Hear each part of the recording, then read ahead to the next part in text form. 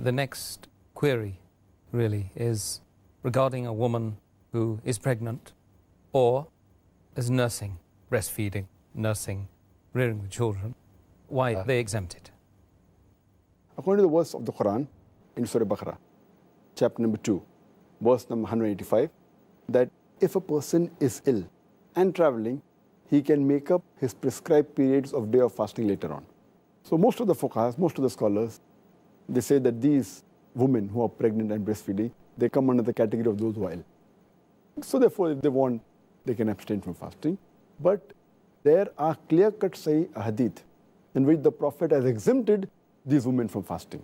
Mentioned in Sunan ibn Majah, hadith number 1667, that our beloved Prophet says, the obligation for a person to fast and part of the prayer has been lifted from a traveler. And the obligation for fasting has been lifted from a lady who's pregnant and who's breastfeeding. Our beloved Prophet ﷺ also said, it's mentioned in Sunan Nisa'i, in the book of fasting, hadith number 2274, that Allah subhanahu wa ta'ala has relieved the traveler from fasting and half his prayer, and Allah subhanahu wa ta'ala has relieved the pregnant woman and the woman who's breastfeeding from fasting. So based on these two hadith also, it's clear-cut that the pregnant woman and the women who are breastfeeding, they have been exempted.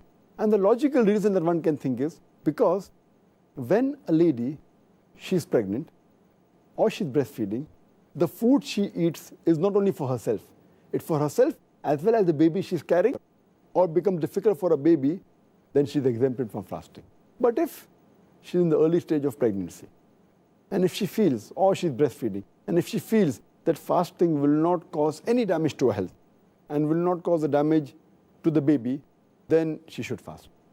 If she has a doubt, if she can do it with hardship, as long as there's no damage to herself, to her health, and the baby, she has the option to fast, not to fast. But if it's causing damage to her health or the baby, it becomes haram for her to fast.